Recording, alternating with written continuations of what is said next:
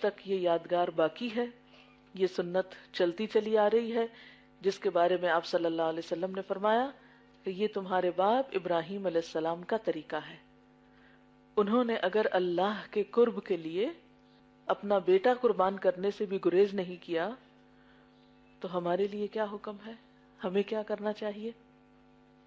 خوشی خوشی جانور ذبح کرنا چاہیے، پوچھ پوچھ کے نہیں، کیونکہ عام طور پر لوگ اس بارے میں اتنے مسئلے پوچھتے ہیں، اتنی بحث کرتے ہیں، اتنی کھود کرید کرتے ہیں، اچھا میری اتنی آمدنی ہے، مجھ پہ بھی ہے، میرے پاس اتنا زیور ہے، مجھ پہ بھی ہے، میں کروں یا نہ کروں، شوہر اجازت نہیں دے رہا، کیا کروں، بچوں کی تعلیم ہے، فلاں ہے، فلاں، سب باتیں ٹھیک ہے، لیکن بات یہ ہے کہ جب ہمارا کسی چیز کے اوپر دل آ جاتا تو ہمیں کبھی کچھ سوچا؟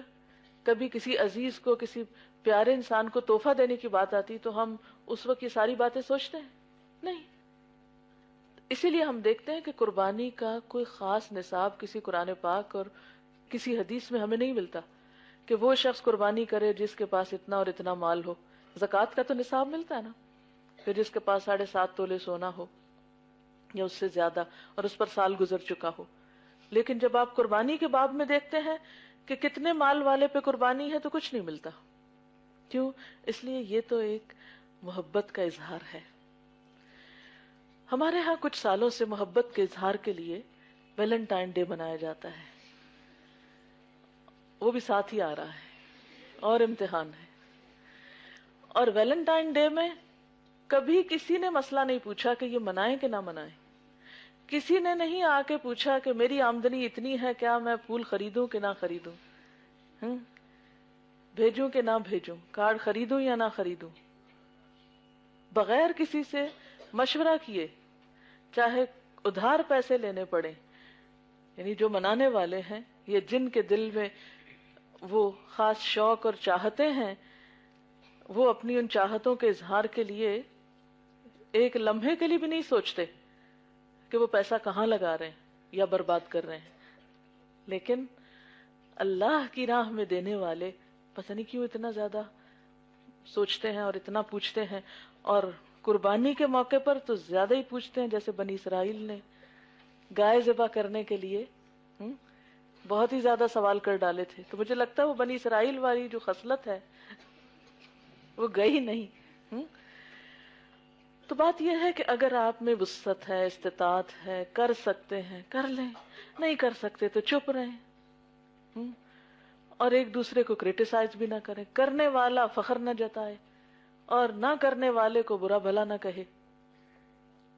اس لیے قربانی کی اصل حقیقت کیا ہے کہ یہ محبت کا اظہار کا ذریعہ ہے، it's a token of love, اور ایک تعلق جو آپ کا اللہ تعالی کے ساتھ ہے، کیونکہ اس دن جو خون بہایا جاتا ہے تو اس کا ایک قطرہ جو زمین پہ گرتا ہے وہ بظاہر ضائع ہوتا نظر آتا ہے، لیکن اللہ پاک کے خزانے میں چلا جاتا ہے، وہ اس کا قدردان ہے۔ اللہ تعالیٰ نے ابراہیم علیہ السلام کی قربانی کا خاص طور پر ذکر کیا ہے، ان کو یہاں 2 دفعہ اس واقعے کے اندر محسن کہا گیا ہے۔ تو قربانی اصل میں کون کرتا ہے؟ جو محسن ہوتا ہے۔ ابراہیم علیہ السلام کو اللہ تعالیٰ نے خلیل اللہ کا لقب دیا تھا کہ وہ اللہ کے دوست تھے، تو ایک دوست اپنے دوست کے لیے جو تحفہ پیش کر رہا ہے محبت کا، وہ کیا ہے؟ بیٹے تک کو قربان کرنے کی بات پہ کوئی بھی نہ اپنے آپ کو کوئی ملالہ نہ بیٹے کو، کوئی دل میں دوسرا خیال نہیں جاتا۔ اور پھر آپ دیکھیں کہ ان کو جزا کیا ملی، کتنے پیغمبر گزرے ہیں لیکن درود شریف میں رسول اللہ صلی اللہ علیہ وسلم کے نام کے ساتھ ان کا نام بھی آتا ہے۔ ایسا نہیں کہ دوسرے پیغمبروں کی شان کم ہے، وہ بھی اپنی اپنی جگہ بہت بلند ہے، لیکن جو مقام ابراہیم علیہ السلام کا ہے باقی پیغمبروں میں، وہ سب کے سامنے ہے، جانا پہچانا ہے۔ اور یہ قربانی اور یہ واقعہ ہمیں کیا سکھاتا ہے کہ اللہ کی راہ میں اللہ کو خوش کرنے کے لیے، اللہ تعالی سے دوستی اور محبت اور اس کی اطاعت کے اظہار کے طور پر جو بھی ہمارے پاس ہے وہ ہم بغیر تنگ دلی کے، بغیر کسی پریشانی کے پیش کریں، وہ معاملہ اس کے ساتھ رکھیں. دیکھیں کہ جو تحفہ دکھا دکھا کے کیا جاتا ہے یا احسان جتا کے کیا جاتا ہے، وہ تحفہ نہیں، وہ دین کہلاتا ہے. کہتے ہیں نا دین چڑھایا. تو ہمیں اللہ کی راہ میں جو کچھ بھی کرنا ہے وہ دین نہیں چڑھانا.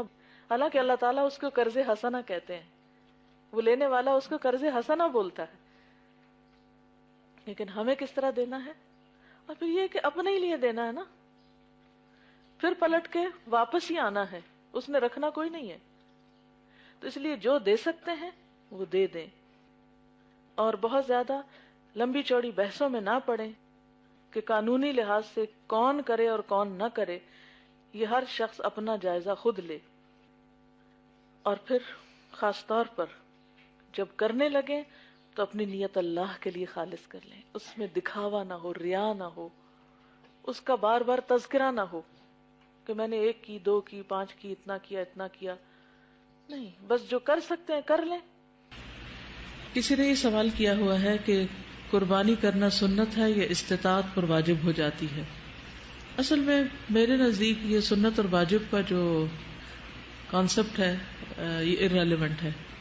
مجھے یہ بتائیے کہ ابراہیم علیہ السلام کو جب حکم ملا تھا قربانی کرنے کا تو انہوں نے کیا کہا تھا کہ یہ لازمی حکم ہے یا اس میں کوئی چھوٹ بھی ہے؟ قربانی کرنے کے لیے کیا صاحب نصاب ہونا ضروری ہے؟ صاحب نصاب سے مراد یہ کہ 7.5 تولے سونا ہو اور پھر اسی طرح چاندی، کوئی ضروری نہیں ہے. بعض لوگوں کو شوق ہی نہیں ہوتا سونا رکھنے کا، لیکن ویسے ان کے پاس مال ہوتا ہے کہ وہ قربانی کر سکتے ہیں. تو یہ تو شوق کی بات ہے، یہ تو محبت کی بات ہے. کیا جس پہ زکوٰۃ فرض ہے اس پر قربانی بھی فرض ہے؟ اصل بات یہ ہے کہ جو صاحب استطاعت ہو، تو ظاہر ہے کہ جس کے پاس اتنا مال ہے کہ وہ زکوٰۃ دیتا ہے تو اس کو قربانی بھی دینی چاہیے. لیکن اصل بات ہے کہ قربانی تو قرب سے نکلی اور قربانی کی جائے گی اللہ کا قرب حاصل کرنے کے لیے. جو شخص یہ سمجھتا ہے کہ وہ کر سکتا ہے بسہولت، اس کے پاس اپنے مہینے کا باقی خرچہ چلانے کے لیے پیسے ہیں، بچوں کی فیس ہے، یعنی وہ اپنے فرائض ادا کرنے کے بعد اگر اتنی رقم پاتا ہے کہ جس سے قربانی کر سکے تو اسے قربانی کر لینی چاہیے. اور ان جھگڑوں میں نہیں پڑنا چاہیے کہ اس کے پاس سونا کتنا اور چاندی کتنی اور پیسہ کتنا.